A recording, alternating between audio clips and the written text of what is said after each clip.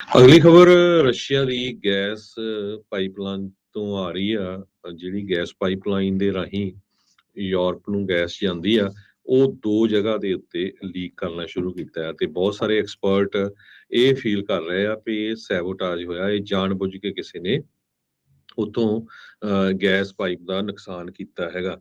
Already gas ਦੀਆਂ prices Europe ਦੇ ਵਿੱਚ ਬਹੁਤ ਹਾਈ ਹੋਈਆਂ ਆ, ਸੋ ਇਸ ਦੇ ਨਾਲ ਕਿਉਂਕਿ ਹੁਣ ਉਹ ਪਾਈਪਲਾਈਨ ਫਿਕਸ ਕਰਨ ਨੂੰ ਬੰਦ ਕਰਨੀ ਪਊਗੀ, ਪ੍ਰਾਈਸਿਸ ਗੈਸ ਦੀਆਂ ਯੂਰਪ ਦੇ ਵਿੱਚ ਹੋਰ ਵੀ ਜ਼ਿਆਦਾ ਚੜ ਜਾਣਗੀਆਂ। ਪੋਲਿਸ਼ ਪੀਐਮ ਨੇ, ਜੋ ਪ੍ਰਾਈਮ ਮਿਨਿਸਟਰ ਆ ਪੋਲਿਸ਼ ਦੇ, ਉਹਨਾਂ ਨੇ ਬਲੇਮ ਕੀਤਾ ਹੈ ਵੀ ਇਹ ਸੈਬੋਟਾਜ ਹੈਗਾ। ਐਵੀਡੈਂਸ ਉਹਨਾਂ ਨੇ ਕੋਈ ਨਹੀਂ ਦਿੱਤਾ ਤੇ ਰਸ਼ੀਆ ਨੇ ਇਹ ਕਿਹਾ ਵੀ ਯੂਰਪ ਦੀ એનર્ਜੀ ਸਿਕਿਉਰਿਟੀ ਨੂੰ ਇਹ ਥ੍ਰੈਟ ਕਰੇਗਾ।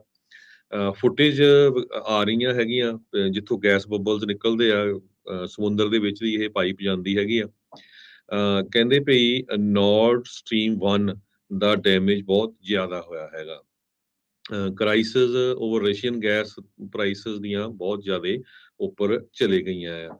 ਯੂਰਪ ਵਾਲੇ ਇਨਵੈਸਟੀਗੇਟ ਕਰ ਰਹੇ ਆ ਦੋ ਰਸ਼ੀਆ ਦੀਆਂ ਗੈਸ ਪਾਈਪਲਾਈਨਸ ਬਾਲਟਿਕ ਸੀ ਦੇ ਵਿੱਚ, ਜਿੱਥੇ ਇਹ ਦਿਖ ਰਿਹਾ ਆ ਵੀ ਲੀਕ ਹੋਈਆਂ। ਕਹਿੰਦੇ ਵੀ ਬੱਬਲਸ ਬਹੁਤ ਉੱਪਰ ਆ ਰਹੇ ਆ, ਜਿਸ ਤਰ੍ਹਾਂ ਮੈਂ ਦੱਸਿਆ ਵੀ ਸਮੁੰਦਰ ਦੇ ਵਿੱਚ ਆ। ਪੋਲੈਂਡ ਦੇ prime minister, Danish prime minister, ਇਹ ਸਾਰੇ ਕਹਿ ਰਹੇ ਆ ਵੀ ਕਿਸੇ ਨੇ ਸੈਬੋਟਾਜ ਕੀਤਾ, ਕਿਸੇ ਨੇ ਜਾਣਬੁੱਝ ਕੇ ਇਹ ਪਾਈਪਲਾਈਨਸ ਦਾ ਨੁਕਸਾਨ ਕੀਤਾ ਹੈਗਾ।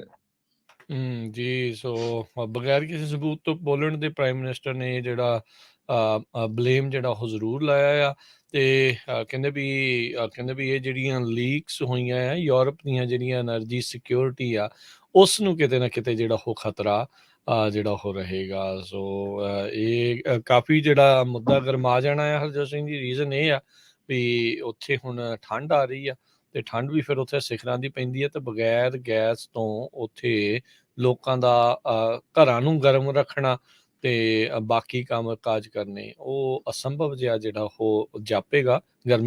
ਠੰਡ ਪੈਂਦੀ ਬਹੁਤ ਜ਼ਿਆਦਾ ਆ ਜੀ ਯੂਰਪ ਦੇ ਕਈ ਜਿਹੜੇ ਇਲਾਕਿਆਂ 'ਚ। ਅਗਲੀ ਖਬਰ ਰਸ਼ੀਆ ਦੀ ਗੈਸ ਪਾਈਪਲਾਈਨ ਤੋਂ ਆ ਰਹੀ ਆ। ਜਿਹੜੀ ਗੈਸ ਪਾਈਪਲਾਈਨ ਦੇ ਰਾਹੀਂ ਯੂਰਪ ਨੂੰ ਗੈਸ ਜਾਂਦੀ ਆ, ਉਹ ਦੋ ਜਗ੍ਹਾ ਦੇ ਉੱਤੇ ਲੀਕ ਕਰਨਾ ਸ਼ੁਰੂ ਕੀਤਾ ਹੈ ਤੇ ਬਹੁਤ ਸਾਰੇ ਐਕਸਪਰਟ ਇਹ ਫੀਲ ਕਰ ਰਹੇ ਆ ਵੀ ਇਹ ਸੈਬੋਟਾਜ ਹੋਇਆ, ਇਹ ਜਾਣਬੁੱਝ ਕੇ ਕਿਸੇ ਨੇ ਉਤੋਂ ਗੈਸ ਪਾਈਪ ਦਾ ਨੁਕਸਾਨ ਕੀਤਾ ਹੈਗਾ। ਆਲਰੇਡੀ ਗੈਸ ਦੀਆਂ ਪ੍ਰਾਈਸਿਸ ਯੂਰਪ ਦੇ ਵਿੱਚ ਬਹੁਤ ਹਾਈ ਹੋਈਆਂ ਆ, ਸੋ ਇਸ ਦੇ ਨਾਲ ਕਿਉਂਕਿ ਹੁਣ ਉਹ ਪਾਈਪਲਾਈਨ ਫਿਕਸ ਕਰਨ ਨੂੰ ਬੰਦ ਕਰਨੀ ਪਊਗੀ, ਪ੍ਰਾਈਸਿਸ ਗੈਸ ਦੀਆਂ ਯੂਰਪ ਦੇ ਵਿੱਚ ਹੋਰ ਵੀ ਜ਼ਿਆਦਾ ਚੜ ਜਾਣਗੀਆਂ। ਪੋਲਿਸ਼ ਪੀਐਮ ਨੇ, ਜੋ ਪ੍ਰਾਈਮ ਮਿਨਿਸਟਰ ਆ ਪੋਲਿਸ਼ ਦੇ, ਉਹਨਾਂ ਨੇ ਬਲੇਮ ਕੀਤਾ ਹੈ ਵੀ ਇਹ ਸੈਬੋਟਾਜ ਹੈਗਾ। ਐਵੀਡੈਂਸ ਉਹਨਾਂ ਨੇ ਕੋਈ ਨਹੀਂ ਦਿੱਤਾ ਤੇ ਰਸ਼ੀਆ ਨੇ ਇਹ ਕਿਹਾ ਵੀ ਯੂਰਪ ਦੀ એનર્ਜੀ ਸਿਕਿਉਰਿਟੀ ਨੂੰ ਇਹ ਥ੍ਰੈਟ ਕਰੇਗਾ। ਫੁਟੇਜ ਆ ਰਹੀਆਂ ਹੈਗੀਆਂ ਜਿੱਥੋਂ ਗੈਸ ਬੱਬਲਸ ਨਿਕਲਦੇ ਆ, ਸਮੁੰਦਰ ਦੇ ਵਿੱਚ ਦੀ ਇਹ ਪਾਈਪ ਜਾਂਦੀ ਹੈਗੀ ਆ। ਕਹਿੰਦੇ ਭਈ ਨਾਰਡ ਸਟਰੀਮ 1 ਦਾ ਡੈਮੇਜ ਬਹੁਤ ਜ਼ਿਆਦਾ ਹੋਇਆ ਹੈਗਾ। Crisis over Russian gas prices ਦੀਆਂ ਬਹੁਤ ਜ਼ਿਆਦਾ ਉੱਪਰ ਚਲੇ ਗਈਆਂ ਆ।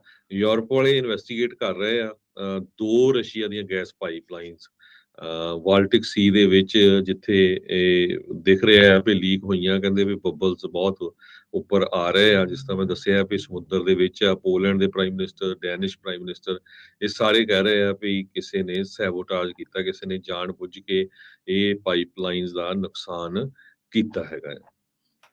ਜੀ, ਸੋ ਬਗੈਰ ਕਿਸੇ ਸਬੂਤ ਤੋਂ ਪੋਲੈਂਡ ਦੇ ਪ੍ਰਾਈਮ ਮਿਨਿਸਟਰ ਨੇ ਜਿਹੜਾ ਬਲੇਮ ਜਿਹੜਾ ਉਹ ਜ਼ਰੂਰ ਲਾਇਆ ਆ ਤੇ ਕਹਿੰਦੇ ਵੀ ਇਹ ਜਿਹੜੀਆਂ ਲੀਕਸ ਹੋਈਆਂ ਆ ਯੂਰਪ ਦੀਆਂ ਜਿਹੜੀਆਂ એનર્ਜੀ ਸਿਕਿਉਰਿਟੀ ਆ, ਉਸ ਨੂੰ ਕਿਤੇ ਨਾ ਕਿਤੇ ਜਿਹੜਾ ਉਹ ਖਤਰਾ ਜਿਹੜਾ ਉਹ ਰਹੇਗਾ। ਸੋ ਇਹ ਕਾਫੀ ਜਿਹੜਾ ਮੁੱਦਾ ਗਰਮਾ ਜਾਣਾ ਆ ਹਰਜੋਤ ਸਿੰਘ ਜੀ। ਰੀਜ਼ਨ ਇਹ ਆ ਵੀ ਉੱਥੇ ਹੁਣ ਠੰਡ ਆ ਰਹੀ ਆ ਤੇ ਠੰਡ ਵੀ ਫਿਰ ਉੱਥੇ ਸਿਖਰਾਂ ਦੀ ਪੈਂਦੀ ਹੈ ਤੇ ਬਗੈਰ ਗੈਸ ਤੋਂ ਉੱਥੇ ਲੋਕਾਂ ਦਾ ਘਰਾਂ ਨੂੰ ਗਰਮ ਰੱਖਣਾ ਤੇ ਬਾਕੀ ਕੰਮ ਕਾਜ ਕਰਨੇ ਉਹ ਅਸੰਭਵ ਜਿਹਾ ਜਿਹੜਾ ਉਹ ਜਾਪੇਗਾ।